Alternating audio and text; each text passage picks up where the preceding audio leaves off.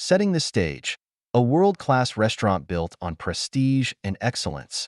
Ladies and gentlemen, let me tell you about a restaurant, not just any restaurant, but a true icon of luxury and culinary excellence. This place, my friends, wasn't just built to serve food. It was built to serve dreams.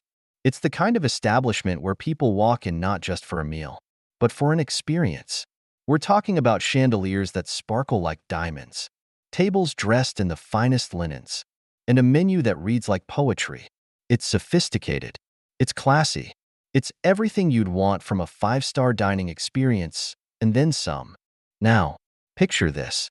This restaurant wasn't just famous, it was legendary. Known across the city, across the state, maybe even the whole country.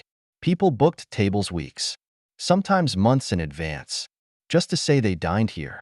It wasn't cheap, folks. Oh no, it was exclusive. The kind of place where a single dish could cost what some people spend on a week's groceries. But you know what? People paid it gladly. Why? Because it was worth it. A dining room fit for royalty. The restaurant's dining room was nothing short of spectacular. As you walked in, you'd be greeted by a maitre d' who oozed charm and professionalism. The lighting? Perfectly dimmed. Just enough to set the mood, but not so dark that you couldn't see your beautifully plated entree. And those chandeliers, wow. Folks, imported from Europe. Handcrafted. Each one worth more than most cars. The walls were adorned with art. Real art. Not prints. Paintings that made you feel like you were dining in a gallery. Let's talk about the tables. These weren't just tables. They were stages for culinary masterpieces. Each one draped in linen, so fine it felt like silk, with silverware that gleamed under the light. Plates were immaculate, almost too beautiful to eat off of. And the glasses, crystal, of course, were designed to make your wine sparkle. And the music? Oh, the music was perfect. A live pianist played softly in the background. The kind of music that made you feel like you were the star of an old Hollywood movie. It wasn't loud. It wasn't intrusive. It was just there, like a whisper in your ear, adding that little extra touch of magic to the evening. The food, a symphony of flavors. Let's not forget why people came here in the first place. The food? Folks, this was next-level cuisine. The chef wasn't just a chef. He was an artist, a visionary, a genius. Every dish was a masterpiece, crafted with precision, plated like a work of art, and bursting with flavors you couldn't find anywhere else. The ingredients? Only the finest, the freshest, sourced from the best farms, fisheries, and producers around the globe. Wagyu beef flown in from Japan, truffles from Italy, caviar from the Caspian Sea. And the seafood?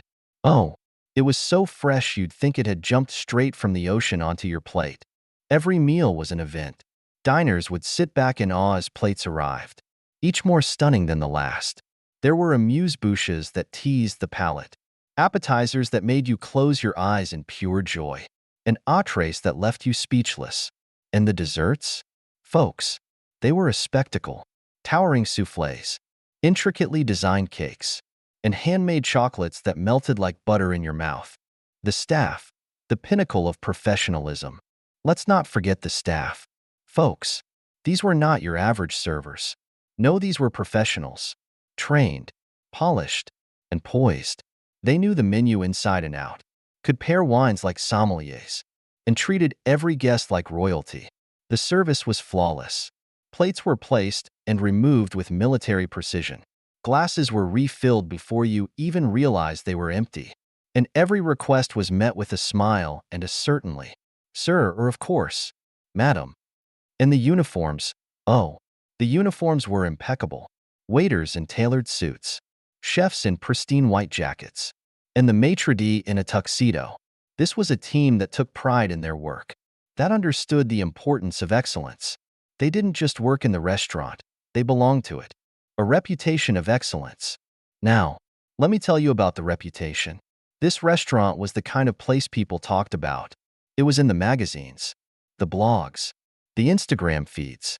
It was the place where celebrities dined, where business deals were sealed, and where anniversaries, proposals, and celebrations became unforgettable memories. It was a place of joy, of connection, of pure magic. People didn't just dine here, they experienced it. They walked out feeling like they had been part of something extraordinary. They left with stories to tell, memories to cherish, and a burning desire to come back. But beneath the surface, but, and this is a big but, my friends, as glorious as it all seemed, there was something lurking beneath the surface, something you wouldn't see from the outside. Because, you see, perfection is not always what it seems. Behind those chandeliers, beyond those velvet curtains, and past that glistening kitchen door, there was another story. A story not of excellence but of cracks in the foundation. A story of whispers, rumors, and truths that no one dared to speak aloud. And this, my friends, is where the real journey begins. Stay tuned, because what happens next is going to blow your mind. It's going to make you question everything you thought you knew about this restaurant, about leadership, and about the pursuit of excellence. Believe me, folks, this is just the beginning. A disturbing reality when perfection begins to crack. Ladies and gentlemen, let me tell you something. When you build something great, truly great, people notice. They talk about it. They celebrate it. And for years, that's exactly what happened with this restaurant. People loved it. They raved about it. 5-star reviews, magazine features, celebrity guests. Everything was perfect. But then, something changed. And let me tell you, folks, it wasn't good. It wasn't good at all. Whispers turn into warnings. At first, it was just a few comments. A couple of lukewarm reviews mixed in with the usual praise. No big deal, right? Every business gets a few bad reviews here and there. You can't please everyone. But then, more came in, and more. And suddenly, these weren't just random complaints. They were patterns. Customers who had once called the food exquisite were now saying it was not what it used to be. People who had raved about the service were now saying staff seemed rushed and uninterested. And let me tell you, when people start saying things like that, you listen. Because if you don't, you're going to have a very big problem on your hands. And trust me, folks, I do not like problems. But here's the thing. This wasn't just about a couple of reviews. No. This was bigger. I started hearing things from people I trusted, longtime customers, people who had been dining here since day one. They started calling me, pulling me aside, saying, "Richard, I don't know what's going on, but something isn't right." The complaints start rolling in, and folks, let me tell you, when you hear that from one person, okay, maybe it's an off night. 2 people? Coincidence. But when a dozen, 2 dozen, 50 customers start saying the same thing, you've got a serious issue. I had people telling me the food wasn't as fresh, that the flavors weren't as bold, that portions were getting smaller, but prices were staying the same. And that's a big no-no. Because let me tell you something, people notice when they're paying premium prices but getting less in return. And when they notice, they talk. And when they talk, it spreads. And then, there was the service. Oh boy, the service. People were saying things like, "The waiters don't seem as friendly anymore. It feels like they're rushing us." I felt ignored. Now, let me be clear. This restaurant, it wasn't built on mediocrity. It was built on excellence. The best food, the best service, the best experience. That's what people expected. That's what they were paying for. And they were not getting it. And that's a problem. A huge problem. The kitchen rumors, trouble behind the scenes.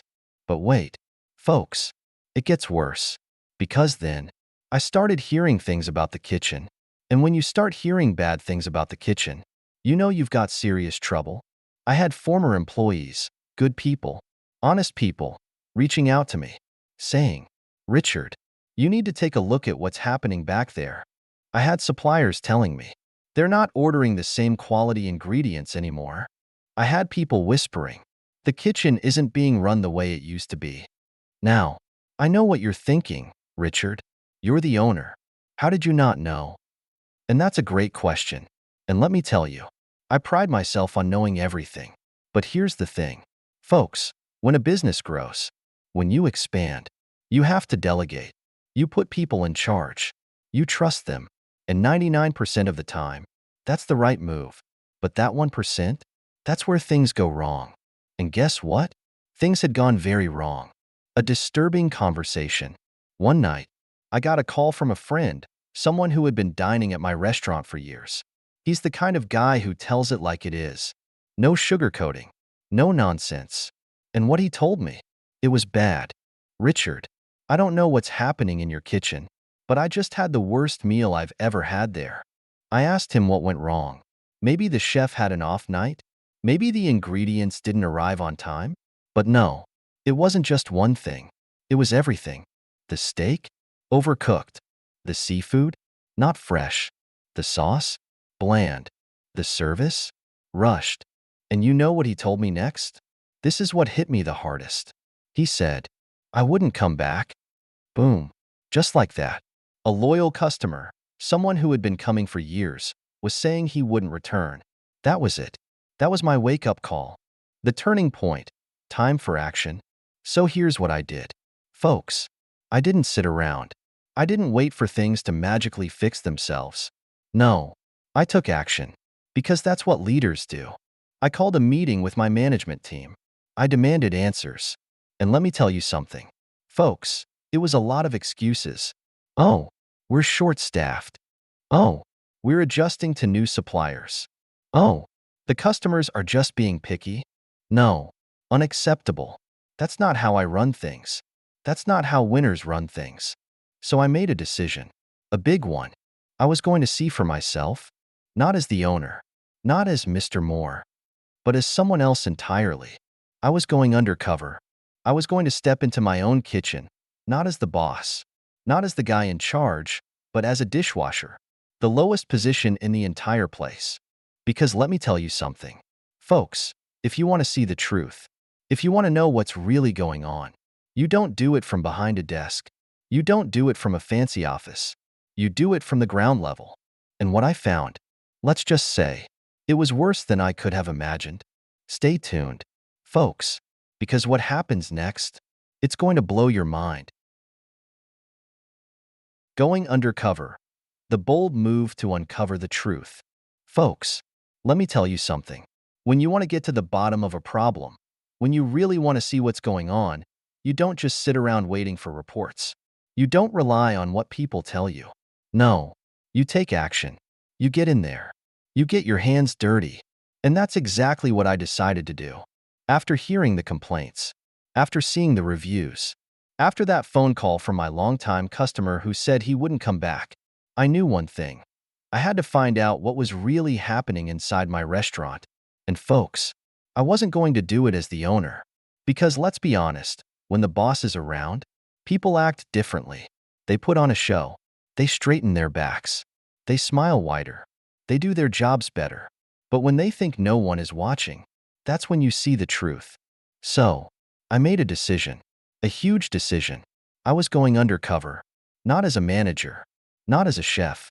Not as some guy overseeing operations. No, no, no. That would have been too obvious. I needed to be invisible. I needed to be at the very bottom of the chain. So I became a dishwasher. Yes, folks, the owner of this high-end, world-class, five-star restaurant, the guy who built this empire, was about to scrub plates and take orders from people who didn't even know who I was. And let me tell you, it was going to be big. Step 1. The disguise. Now, if you're going to go undercover, you can't just walk in as yourself. That's a rookie move. You need to blend in. You need a story. So, I came up with a plan. I would be Rick Moore, a guy down on his luck, looking for work. No experience. No background. Just a guy who needed a job. And let me tell you, folks, I played the part perfectly. I ditched the tailored suits. No Rolex. No fancy shoes. I put on old jeans, a worn-out hoodie, and a baseball cap pulled low. I even scuffed up my sneakers to make them look really used. I let my beard grow out a little, put on some fake glasses, and just like that, boom, I wasn't Richard Moore, successful businessman. I was just another guy looking for work in the back of a kitchen. Step 2. Getting the job. Now, here's the thing. Folks, normally, a guy like me, I'd never even step near the hiring process for a dishwasher. That's handled by managers. But this time, I walked right into my own restaurant, went up to the back door, and said, "Hey, I heard you guys are looking for a dishwasher." And let me tell you something, it was eye-opening. The manager barely even looked at me. No introduction. No questions about my background. Nothing. He just grunted and said, "Come in tomorrow, 5 p.m. Where's something you don't mind getting dirty?" That was it. No paperwork. No formal hiring process. Nothing.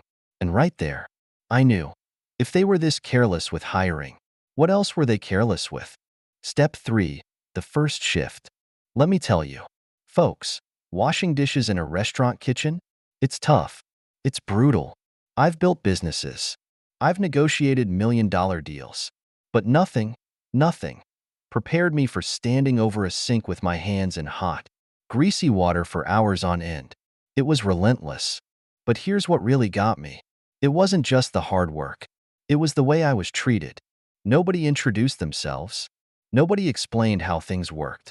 I was just there, expected to figure it out. The other dishwashers barely acknowledged me. The chefs? They looked down on me like I was nothing, like I didn't even exist. And the bickering? Oh, folks, the bickering. The way these people talked to each other. It was bad. I heard a line cook scream at a server for bringing back a wrong order. I saw a sous chef toss a plate of food in the trash just because it wasn't plated perfectly. And the worst part? The head chef, the guy running the entire kitchen, didn't care. I saw him yelling at people, making threats, acting like a dictator. He ran that kitchen like it was his own personal kingdom. And if you weren't one of his favorites, forget it. You got the worst shifts, the worst treatment, the least respect. And let me tell you something, I was not one of his favorites. Step 4. The red flags. Now, folks, I expected to see some problems. But what I saw, it was worse than I ever imagined. Red circle red flag number 1. Expired ingredients. I watched as chefs used ingredients that were past their expiration dates. Not just once. Not just by accident. This was a regular thing. Just cook it longer, one of them said. They won't know the difference. Folks, let me tell you something. If you're paying top dollar for a meal, you deserve fresh ingredients. Anything less is a scam. Red circle red flag number 2. Disrespect and fear culture. The kitchen was a toxic environment. The lower-level employees were scared. I saw a new line cook hesitate before asking a question. He literally flinched when the head chef looked at him. People weren't just working under pressure. They were working in fear. That's not how you build excellence. Folks, that's how you build resentment. Red circle red flag number 3. Cutting corners on quality. The chefs weren't following my recipes. Not even close. Portions were smaller. Ingredients were being swapped for cheaper alternatives. And don't even get me started on the sauces. My signature sauces, the ones people loved, were being watered down to save money. Absolute disgrace. Step 5. The moment of truth. After just one shift, I had seen enough. I had enough evidence, enough first-hand experience, to know exactly what was happening in my restaurant. The standards I had built? Gone. The excellence I had demanded? Non-existent. And I'll tell you right now, folks, I was angry. Not just disappointed. Not just frustrated. Angry. But here's the thing. When you're faced with a problem this big, you don't just storm in and start firing people. No. You strategize. You play it smart. You plan your next move. So that's exactly what I did. I was going to expose what was happening. I was going to confront the people responsible. And let me tell you, folks, it was going to be big. Because what happened next? It changed everything. Stay tuned. This story is just getting started. Thrown into the fire. The harsh reality of the kitchen. Folks, let me tell you something. I've done a lot of tough things in my life. I've built businesses. I've negotiated deals worth millions. I've made decisions that changed everything. But nothing, and I mean nothing, prepared me for what I was about to experience in that kitchen. You think working in a 5-star restaurant is glamorous? You think it's all about perfectly plated dishes, fancy ingredients, and Michelin-level artistry? Let me tell you, it's a war zone back there. And on my first day as a dishwasher, I walked straight into the battlefield. A dishwashing nightmare, the lowest of the low. Now, Remember, folks, I wasn't the boss anymore. Not in this kitchen. I wasn't the guy in charge. I was just Rick Moore, the new guy. And the moment I walked in for my first shift, I knew exactly where I stood. At the bottom. And let me tell you, they let me know it. I show up, 5 p.m. sharp. Like they told me. No warm welcome. No introduction. No hey, glad to have you here. Nope. Just a nod from some guy who barely looked up and then, boom, I was thrown straight into it. They point me to the dish station, a cramped little corner with steam rising from the sinks, the smell of leftover food, and stacks of dirty plates piled high. I'm talking hundreds of them. Plates, glasses, silverware, pots, pans, everything. It was a mountain. And guess what? It never stopped coming. Let me tell you. Folks, this was brutal. The water was scalding hot, steam fogging up my glasses. The plates? Disgusting. Half-eaten steaks, dried up sauces, half-melted cheese stuck to pans like cement. And the noise? Oh, the noise, shouting, banging, orders flying left and right. It was chaos. Pure, unfiltered chaos. And me? I was expected to keep up. No training, no guidance, just, here's the sink. Start washing. The pressure was insane. Now, I've handled pressure before. Big pressure. Boardrooms. High-stakes deals. Moments where one wrong move could cost millions. But let me tell you, this was a different kind of pressure. Because in a kitchen like this, time is everything. The second a plate was scraped clean, another one was thrown into the pile. The moment I finished a pan, a chef would slam another one down in front of me. And let me tell you, these weren't just any pans. These were hot, straight from the stove, sometimes with grease still sizzling. And if I flinched, if I hesitated for even a second, hurry up, man, we don't have all night. No patience, no sympathy, just relentless demands. And folks, the worst part? It wasn't the work itself. It wasn't even the pressure. It was the way I was treated, looked down on and ignored. I've been in leadership for a long time. I believe in treating people with respect, whether they're CEOs or dishwashers. It doesn't matter. But let me tell you, in that kitchen, dishwashers weren't just overlooked. They were treated like they didn't exist. Nobody talked to me. Nobody asked my name. Nobody cared. The chefs? They walked past me like I was invisible. The servers? They dumped plates in front of me without a second glance. Even the other dishwashers, guys who were in the same position as me, barely acknowledged I was there. And if someone did talk to me, it wasn't friendly. It was orders. Faster. You missed a spot. Don't screw this up. Let me tell you, when people see you as the lowest person in the room, they treat you like you're nothing. And for the first time in a long time, I felt powerless. The kitchen hierarchy, a ruthless system. Folks, let me tell you something. You want to see how a place really operates? Look at how they treat the people at the bottom. In that kitchen, there was a clear hierarchy. At the top, the head chef. This guy ran the place like a king. Whatever he said, happened. No questions. No challenges. If he was in a bad mood, everyone was in a bad mood. Below him, the sous chefs. These guys were his generals. They followed his orders to the letter. They didn't ask why. They didn't push back. They just did what they were told. Then came the line cooks. These were the guys actually cooking the food, working the stations, making sure every dish went out perfectly. And let me tell you, they were miserable. Long hours, insane pressure, no appreciation. And then, of course, at the very bottom, me. And let me tell you, when you're at the bottom, you don't matter. Nobody says please. Nobody says thank you. You exist to serve. And that's it.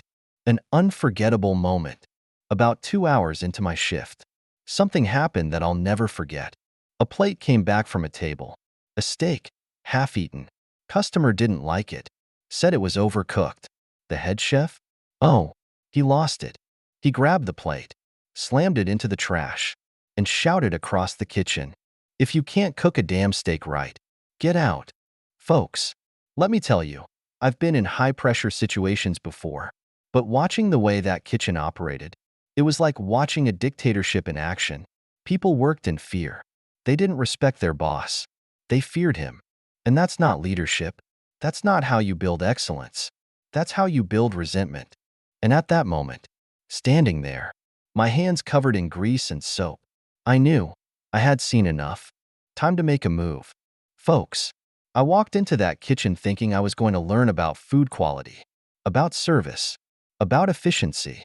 But what I really learned, that place was broken. It wasn't just the food. It wasn't just the service. It was the entire culture. And let me tell you something, when a culture is rotten, when a system is broken, you can't fix it by making small changes. You don't just tweak a few things and hope for the best.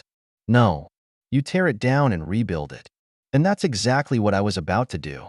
I wasn't just going to expose what was happening. I wasn't just going to make a few adjustments. I was going to flip that entire kitchen upside down. Because, folks, real leadership isn't about sitting in an office and making demands.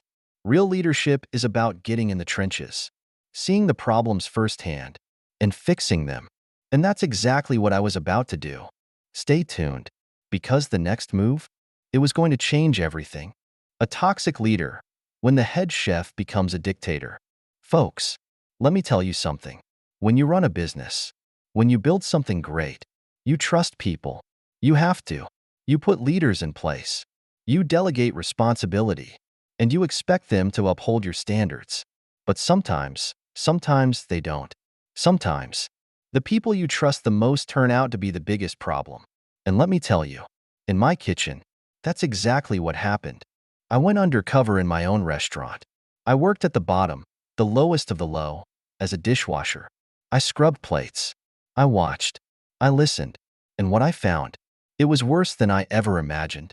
Because right there, in the heart of my own kitchen, the man running the show, the head chef, was running it like a dictatorship. And folks, let me tell you, I've seen bad leaders before. But this guy, he was on another level. The head chef, a king in his own kingdom. Now, in a great kitchen, the head chef should be a leader, a real leader, someone who inspires, motivates, brings out the best in their team. But this guy, oh no, no, he wasn't a leader. He was a tyrant. The moment he walked in, the entire kitchen tensed up. You could feel it in the air. People weren't just working hard. They were working in fear. They didn't respect him. They feared him. And there's a big difference. Folks, I watched as he barked orders, screamed at cooks, insulted people over the smallest mistakes. And I'm not talking about constructive criticism. No, I'm talking about pure humiliation. He threw a saucepan across the kitchen because it was too cold. He ripped into a young line cook for plating a dish too slow. He called one of the dishwashers useless because I didn't load the drying rack fast enough. And folks, this wasn't just a bad night. This was every night, pushing people to the brink. Now, let me tell you something. Running a kitchen? It's tough. It's high pressure. It's fast-paced. But there's a difference between demanding excellence and abusing your power. And this guy? He crossed that line every single day. Red circle forcing people to work overtime, without pay. This was huge. Folks, illegal, unethical, disgraceful. I overheard cooks saying they were scheduled for 8-hour shifts, but ended up working 12, 14 hours, without overtime pay. And if they complained, if they dared to say, "Chef, I need to go home," then don't come back tomorrow. Threats, intimidation, pure bullying. Red circle, no breaks, no rest, no humanity. You know what I didn't see in that kitchen? Breaks. These guys were on their feet for hours. No food, no water, no rest. I saw cooks literally shaking from exhaustion. One guy leaned against the counter for just a second, just 1 second, and the head chef? He slammed a pan down and yelled, "If you've got time to rest, you've got time to cook. Move." Folks, let me tell you, this is not how you treat people. This is not how you build a winning team. Red circle, public humiliation, breaking people down.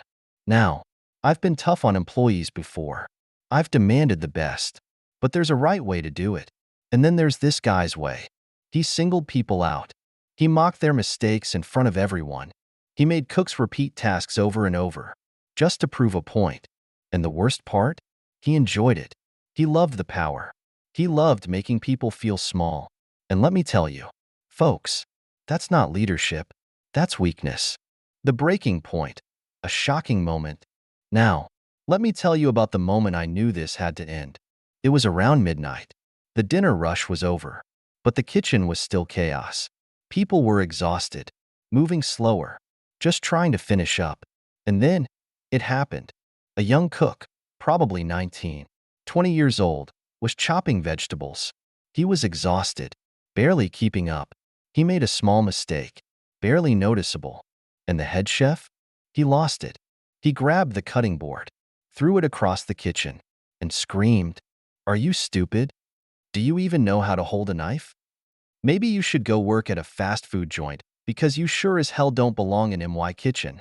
Folks, let me tell you, that young cook looked like he was going to cry. And do you know what he did? He took off his apron, walked out the back door, and never came back. And let me tell you, I don't blame him. Time to take action. At that moment, standing there with my hands covered in grease and soap, I knew this guy had to go. Not tomorrow, not next week. Now, I was done watching, done listening, done pretending. Because this wasn't just about bad leadership. This was about human decency. This was about right and wrong. And folks, I've spent my life fighting for what's right. So I made a decision. I was going to expose him. I was going to fire him. And I was going to fix the culture of my kitchen, once and for all. And let me tell you, folks, he never saw it coming. The showdown was coming. I wasn't going to storm in and start yelling. No, no, no. That's not how you do it. You do it smart. You do it right. So I played along for just a little longer. I let him dig his own grave. I let him keep talking, keep yelling, keep treating people like garbage. Because when the time came, when I took off my disguise, when I stood in the middle of that kitchen and revealed who I really was, it was going to be huge. It was going to be game over. And folks, let me tell you, that moment was coming very, very soon. Stay tuned, because what happens next, it's going to blow your mind. The fraud in the kitchen, when quality is replaced with cost cutting. Folks, let me tell you something. When you run a world-class restaurant, quality is everything. People don't come to a 5-star establishment for average food. They come for the best. They come because they expect fresh ingredients, premium quality, perfection on a plate. And let me be clear, I built this restaurant on excellence. I made sure that every dish, every bite, was something special. That's how we became legendary.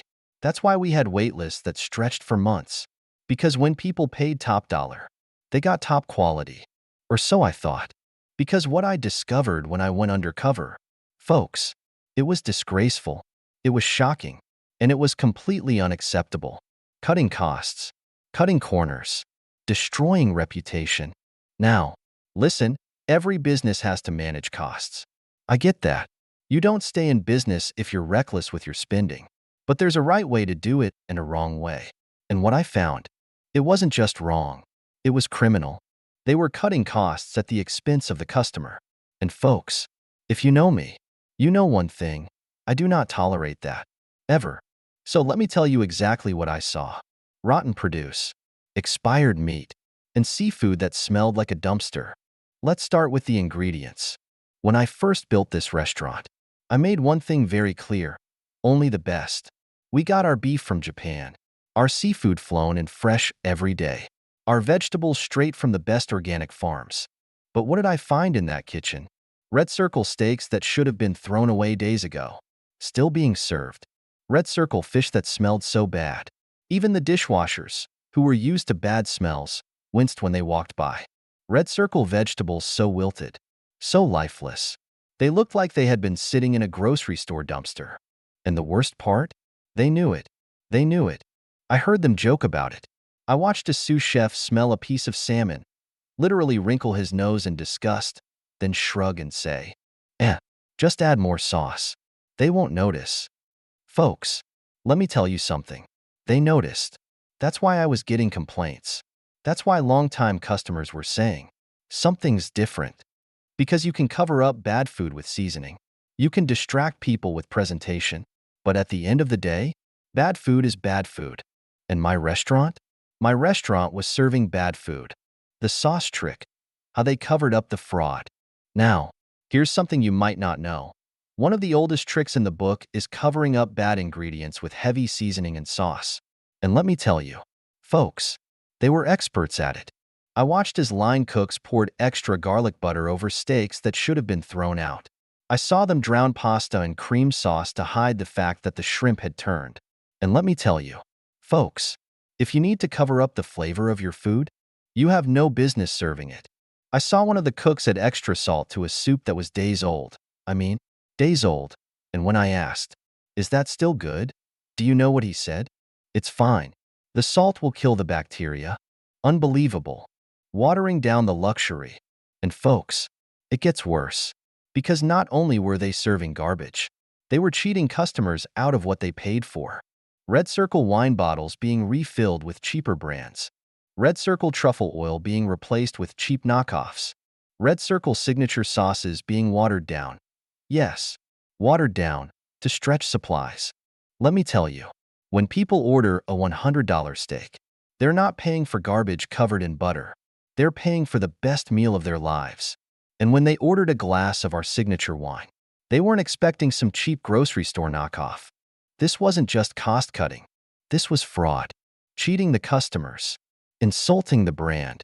Now, folks, I built my name on trust, on excellence. And what these people were doing, it wasn't just bad business. It was dishonest.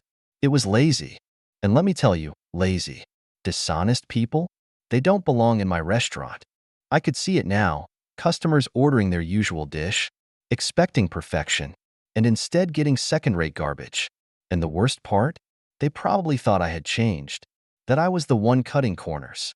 That, folks, was unforgivable. The staff knew, and they hated it. Now, here's the interesting part. The good employees, the ones who actually cared, they hated it. I overheard a young line cook, new guy, eager, trying to do things right, ask a senior chef, "Why are we using this? This isn't what we're supposed to serve." And do you know what the senior chef said? "Just do what you're told, or you won't last here long." Folks, let me tell you something. When the good people in your business are scared to speak up, when they're forced to compromise their standards, that's when you know you've got a big problem. The breaking point, a dish even I couldn't eat. But the moment I knew I had to act, the moment that made my blood boil, it was a simple dish, a steak, our signature filet mignon.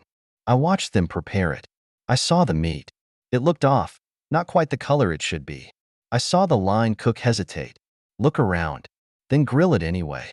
He plated it, topped it with sauce, sent it out, and then, 5 minutes later, it came back. The customer had sent it back, saying something was wrong. And you know what the chef did? He cut into it, shrugged, and said, "It's fine. Just sear it again and send it back." Folks, that's it. That's when I knew. That wasn't just laziness. That wasn't just cutting corners. That was disrespect. Disrespect to the customer. Disrespect to the staff. Disrespect to the legacy I built. And let me tell you, I was not going to stand for it. Time to take action. At that moment, I made a decision. This wasn't going to be a small fix. I wasn't going to have a polite conversation about doing better. No, no, no. This was war. I was going to expose every fraud, every lie, every single disgraceful thing happening in my kitchen. And the people responsible? They were done. Because, folks, in my business, we don't cut corners. We don't cheat customers. We don't serve garbage and call it luxury. Not on my watch. Not in my restaurant. And when I revealed who I was, when I took off that disguise and told them exactly what I had seen, let me tell you, folks, they were not ready. Stay tuned, because what happens next, it's going to be huge. The big reveal, when the staff realizes who I really am. Folks, let me tell you something. There's a moment in life when everything changes. A moment when the truth comes out, when the lies crumble, and when the people who thought they were untouchable realize they are finished. And in my restaurant, that moment had arrived. For days, I had worked undercover as a dishwasher, watching, listening, seeing firsthand how my kitchen had been turned into a disaster. I saw the disrespect, the fraud, the fear, the corruption. I saw everything. And now, it was time to expose it. Because let me tell you something. Folks, when you betray my business, when you disrespect my customers, when you destroy my standards, you don't just get a warning. You get consequences. And on that night, the consequences arrived. The perfect setup. Timing is everything. Now, if you know me, you know I don't do things halfway. If I'm going to make a statement, I'm going to make it big. And this moment, it had to be huge. I didn't just walk out and start yelling. No, no, no. That's not how a winner operates. You have to let them dig their own grave. You have to let them keep believing their little world is untouchable, right until the moment you tear it down. So here's what I did. I waited. I worked through one more dinner service, one more shift as a dishwasher. I let the head chef scream at people. I let the line cooks cut corners. I let the servers roll their eyes at customers. I let everything happen because the moment I revealed myself, I wanted no excuses. I wanted no way out. And then, when the rush was over, when the chaos had settled and the kitchen staff finally started to relax, that's when I made my move. The moment of truth. I stepped forward, right into the middle of the kitchen, right in front of the entire staff. I took off my greasy apron, pulled off my cap, and said the words that changed everything. I hope you all enjoyed working with me. Because guess what? I'm not just the dishwasher. I own this restaurant. Boom. Silence. Absolute silence.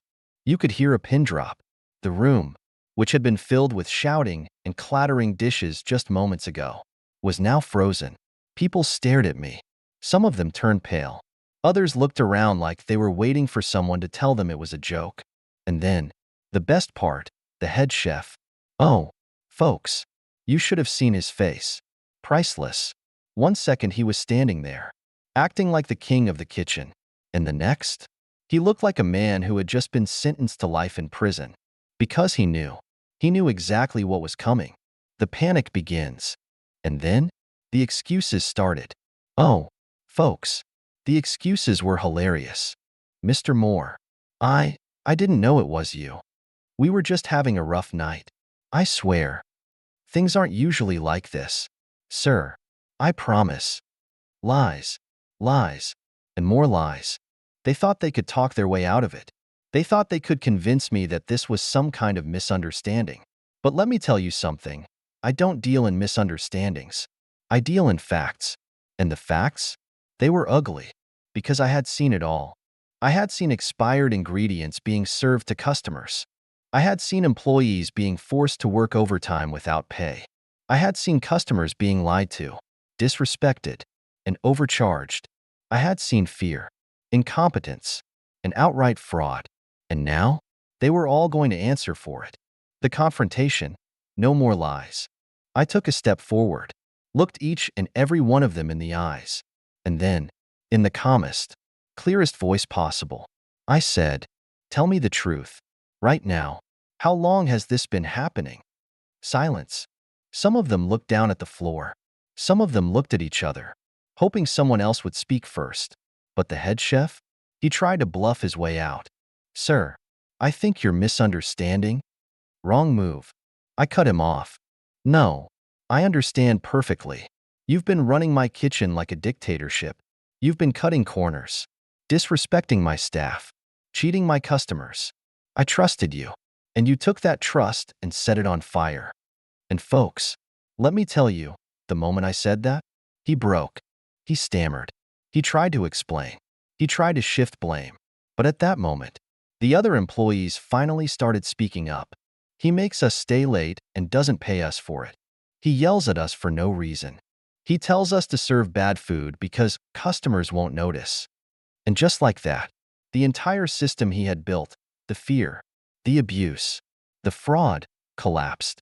Because when people see real leadership, when they realize they don't have to live in fear anymore, they speak the truth. The firing heard round the kitchen. Now, folks, I'm a reasonable man. I believe in second chances when people deserve them. But let me tell you something. When you lie to me, when you abuse my employees, When you serve garbage to my loyal customers, you don't get a second chance. So I looked the head chef right in the eye, and I said, "Get out. You're done." Folks, the shock on his face? Incredible. He stood there like he couldn't believe it, like he thought I'd just yell at him, maybe give him a warning. And then he'd go back to running my kitchen like his own personal kingdom. But let me tell you something. He was wrong. He tried to argue, tried to negotiate, but I wasn't having it. "Get out now." And just like that, he was gone. A new beginning. Folks, let me tell you, it felt good. Not because I enjoy firing people, but because when you remove the problem, you make room for solutions. And let me tell you, change was coming. I turned to the rest of the staff, and I said, "If you love this place, if you love what we do, we rebuild together. But if you're here just to take advantage, if you're here to cheat people, if you think what's been happening is acceptable, you can leave now." And let me tell you, folks, the good ones stayed. The real workers, the ones who actually cared, they wanted this. They wanted leadership. They wanted change. And that's exactly what they were going to get. Because this restaurant, my restaurant, it was about to become stronger than ever. The aftermath, just the beginning. Now, folks, you might think this is the end of the story. The bad guy is gone. The problem is solved. Right? Wrong. Because firing the head chef, that was just step one. The real work, the hard work, was about to begin. Because I wasn't just here to fix this restaurant. I was here to make it the best damn restaurant in the world. And folks, what happened next? It was even bigger than you can imagine. Stay tuned, because this story, it's just getting started. The emergency meeting, exposing the truth and cleaning house. Folks, let me tell you something. When a business starts to fail, when standards start to slip, when the people you trust turn against everything you built, you don't sit back. You don't hesitate. You take action. And that's exactly what I was about to do. The kitchen was broken. The head chef was a disaster. He had poisoned the culture, destroyed morale, and turned my world-class restaurant into a disgrace. I had seen it all: expired ingredients, mistreated staff, customers being cheated, and I knew there was only one solution. So I did what real leaders do. I called an emergency meeting. The tension in the room. Now, let me tell you, folks, when I called that meeting, the staff knew something was coming. Oh, they knew. I told everyone, every single person in that kitchen, to be in the main dining hall at midnight. No exceptions. Cooks, servers, dishwashers, managers, all of them. And let me tell you, the second they walked in, they could feel it. I was standing there, right in the center of the room, arms crossed, no smile, no chit-chat, just cold, hard truth in my eyes. And folks, let me tell you something. They were nervous. The dishwashers? They knew. They had seen what I had seen. The line cooks? They knew. They had been forced to cut corners. The servers? They knew. They had been told to push overpriced, watered-down food to customers. And the head chef?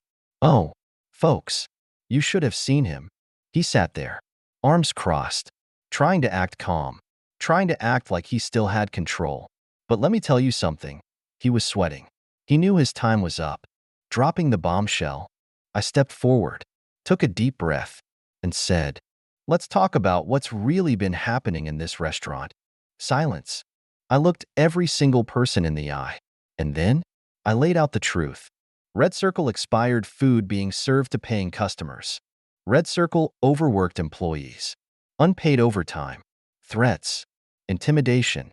Red Circle a toxic kitchen culture built on fear instead of excellence. Red Circle dishonest practices, cheating customers out of what they paid for. I went down the list, one by one. Every single thing I had witnessed. Every single thing that had disgusted me. And folks, let me tell you, the room started to shift. Because suddenly, it wasn't just me talking. The employees, they started nodding.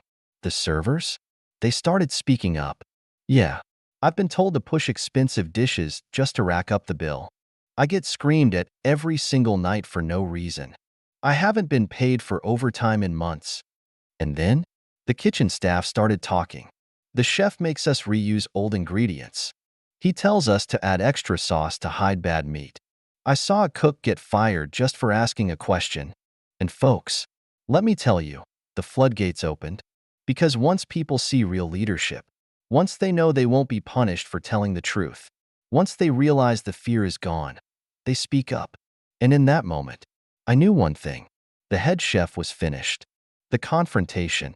And then, I turned to him. Do you have anything to say for yourself? Silence. For the first time since I had met him, he had nothing to say. But then, oh, then the excuses started. Sir, this is all a misunderstanding.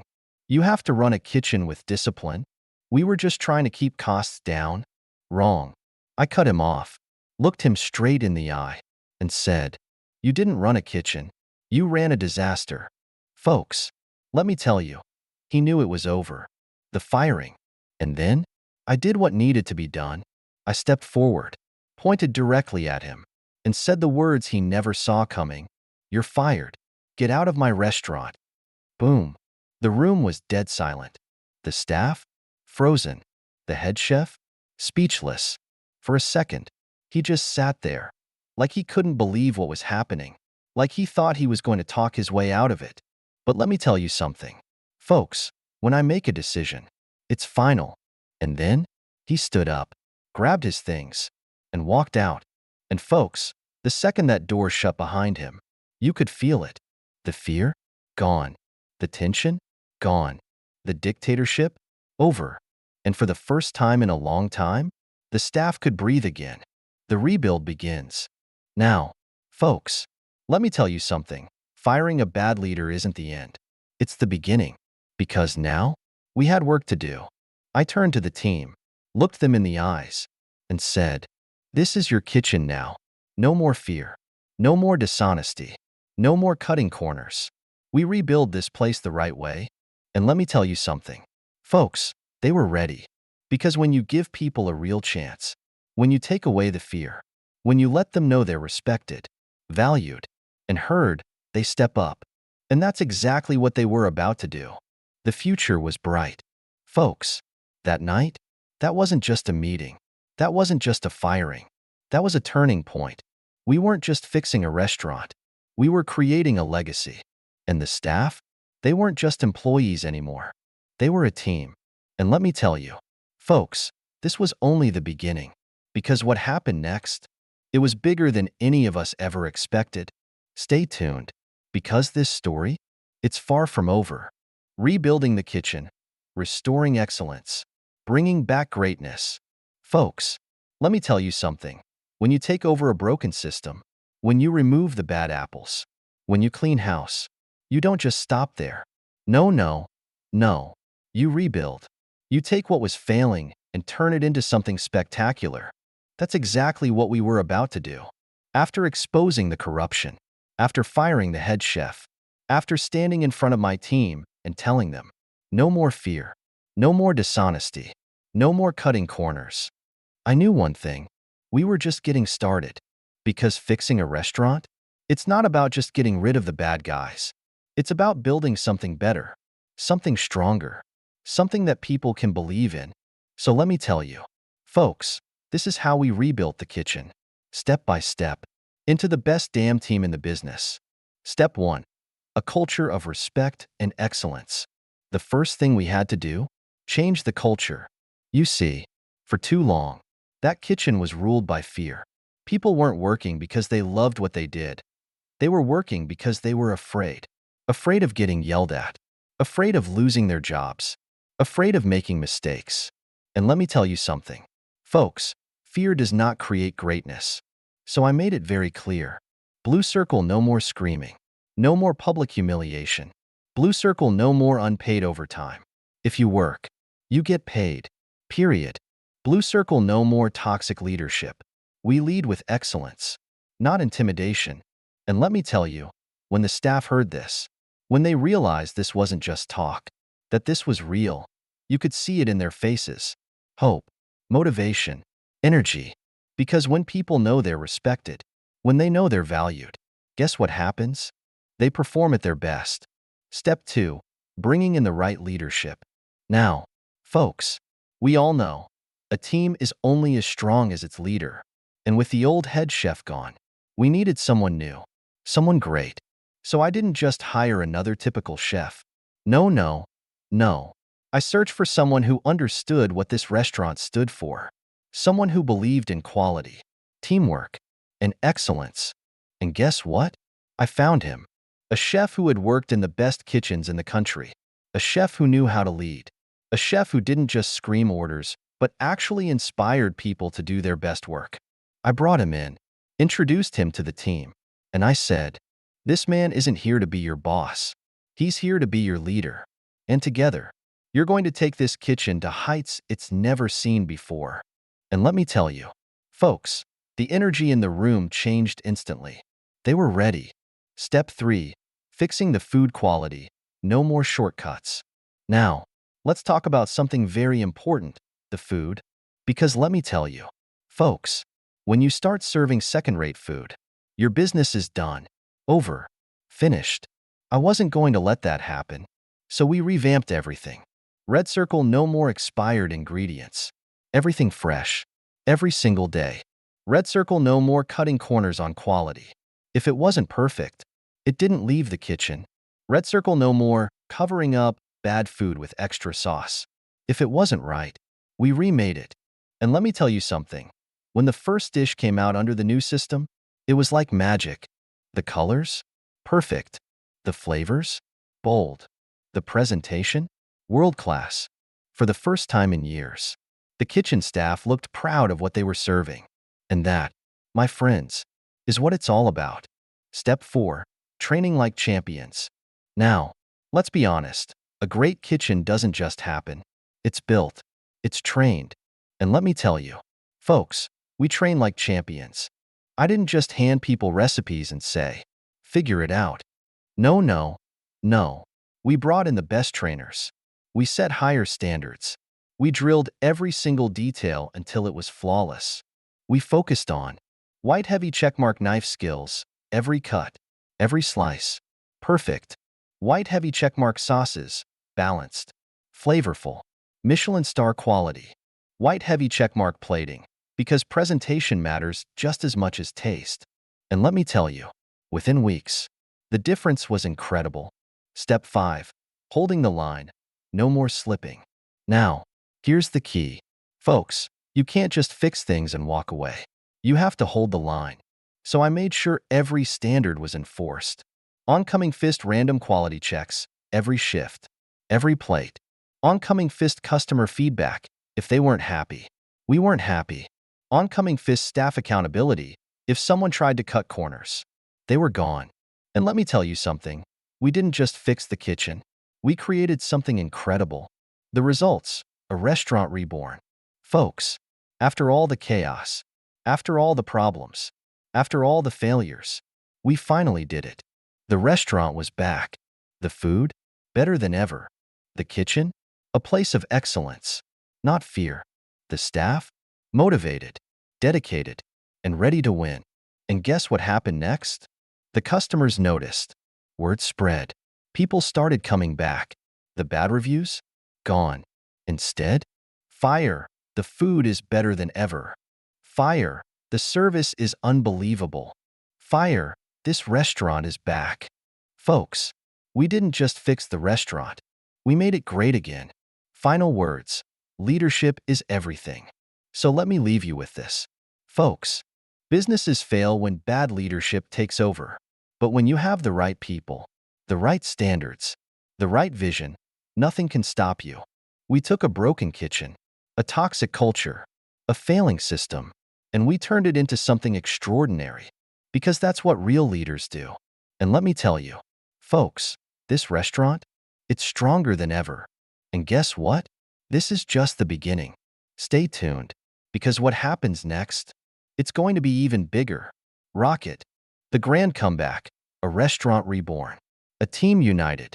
Folks, let me tell you something. When a business is broken, when leadership fails, when standards collapse, most people give up. Most businesses never recover. But let me be very clear.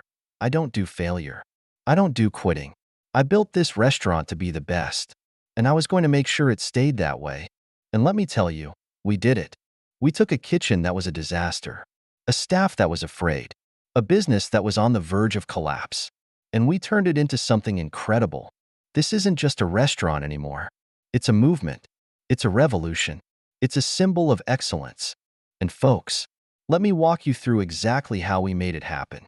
The new team, stronger, united, unstoppable. Now, let's talk about the staff. Because, folks, let me tell you, the people make the business. You can have the best location, the best equipment, the best ingredients. But if your people are weak, you fail. So what do? We built the strongest team in the industry. Blue Circle toxic leadership? Gone. Blue Circle fear-based management? Over. Blue Circle laziness, dishonesty, incompetence? No room for it. Instead, we created a team that was white heavy checkmark motivated. They weren't just working a job. They were part of something bigger. White heavy checkmark respected. No more screaming.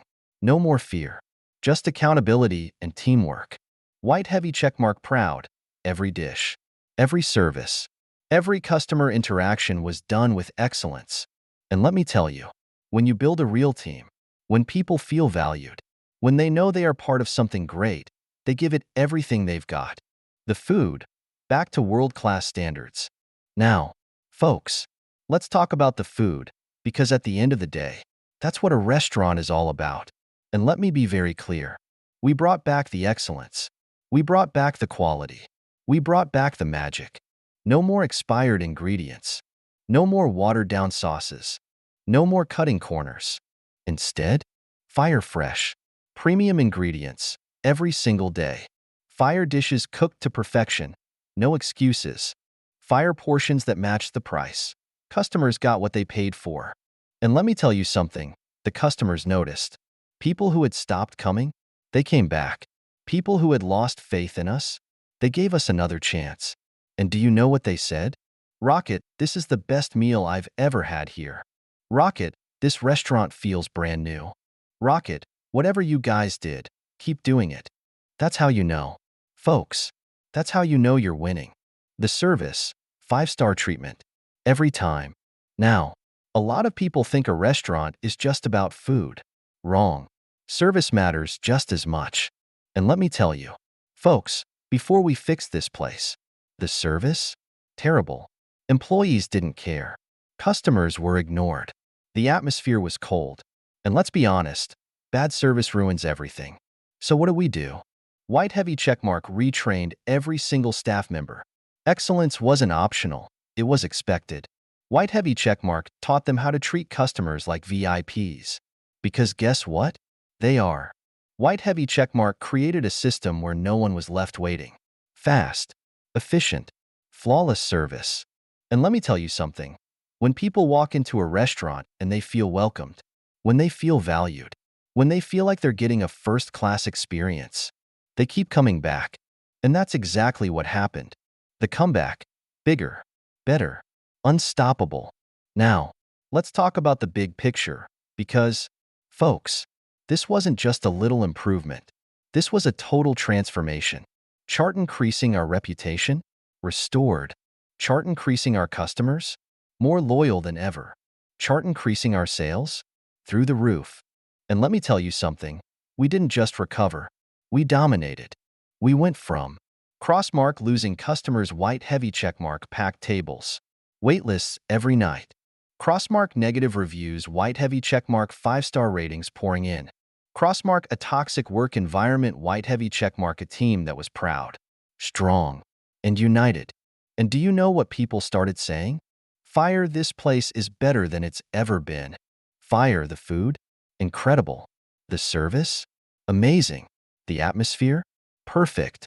Fire, this is the restaurant to go to. That, my friends, is what winning looks like. Final words, a lesson in leadership. So let me tell you something. Folks, this wasn't just about fixing a restaurant. This was about leadership. Because businesses fail when bad leadership takes over. Because teams break down when people are afraid. Because customers leave when you cut corners. But when you step in, when you fix the culture, when you demand excellence, you turn failure into victory. And folks, let me tell you, this restaurant, fire it's stronger than ever. Fire it's better than ever. Fire, and it's just getting started. Because this isn't just about one restaurant. This is about a movement. A movement to bring excellence back, to bring respect back, to bring true leadership back. And let me tell you, folks, we're not stopping here. The comeback? Complete. The future? Brighter than ever. The restaurant? Legendary. And if you think this is the end, think again. Because the best part? It's still to come. Rock it.